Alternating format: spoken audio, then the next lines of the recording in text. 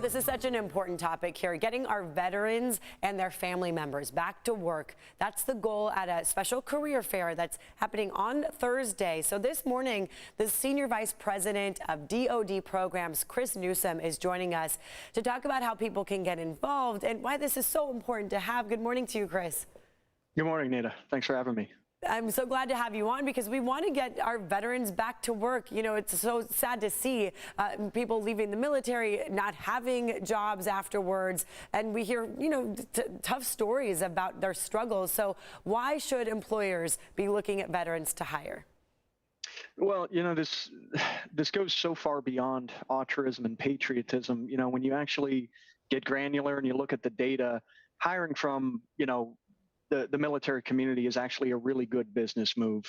They're easier to retain. They're gonna, they don't need the same amount of management that, say, a traditional employee would have. It's very rare that you're going to find somebody that's, the ripe old age of 23, 25 that has extensive management experience. Right. And that's what you find in every one of these candidates. These men and women have served with honor and in far more strenuous conditions typically than most of the civilian world can throw at it. So at the end of the day, you peel back all the different layers. It just makes good business sense to hire from the military community. Yeah, good business sense, because obviously they're learning skills that are so unique and so special that we can use in any type of business. Chris, we talked about it a little bit during the commercial break, but let's talk about your experience. What was your first civilian job? Tell us how all of this came about. Yeah, it certainly wasn't the zenith of my professional career.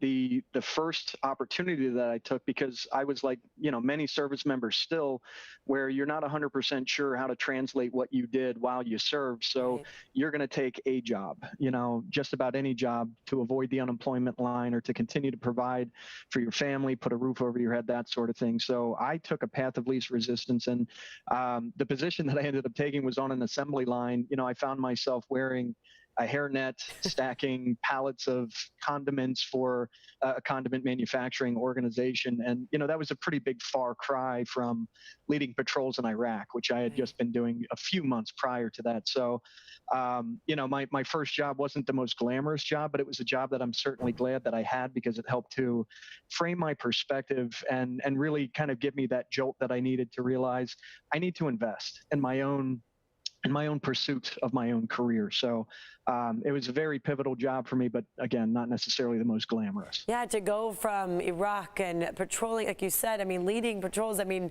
then you come back and it's like, what do I do now? So let's talk about that too. Veterans, military spouses, all having a hard time finding jobs. Why is that? How can they start new careers? Yeah, that's a great question. It's loaded, but it's the answer is not terribly complicated. It's advocating for yourself in an intelligent way, meaning really understanding how to articulate and translate what you did while you served. If you were an NCO, a non-commissioned officer, so for those that are listening that don't have the military background, you can enter the military as enlisted or as an officer. The officers typically have that college degree, but I was enlisted, so I use that as an example. It also happens to be the majority of the military. If you served anywhere, just a minimal enlistment of 4 years or more, there's a very good chance you were put into some sort of leadership capacity, whether it was a team leader, a squad leader, you were in charge of personnel, millions of dollars of equipment in many cases.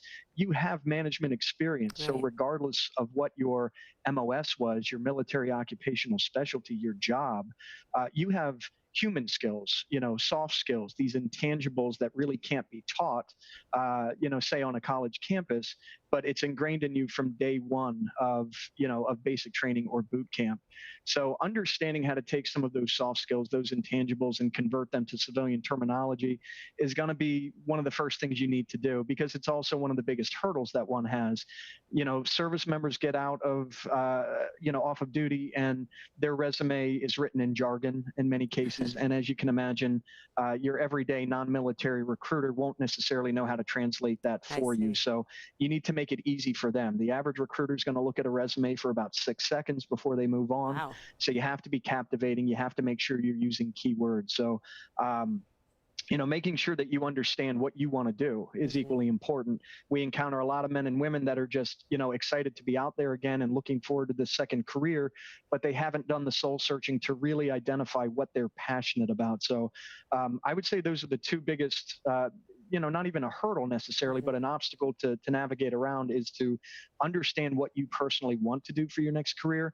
And then secondly, how to translate what you've previously done into terminology that is going to be applicable to the second career. Gotcha. Chris, that's such great advice, I think, for everyone who's looking for a job too. I mean, really, to translate your skills is a tough thing to do. People don't like to always brag about themselves, for example, but this career fair, real quick, if you could give us the details, who's going to be there, what time is it going to happen, and who needs to show up to it?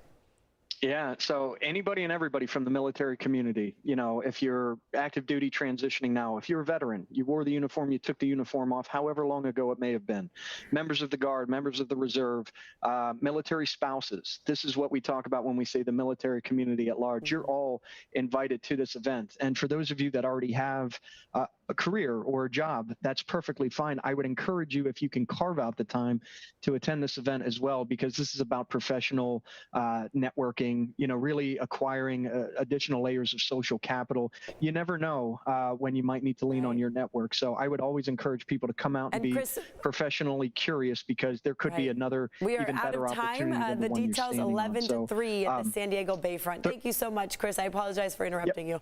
Absolutely. And we'll be right back.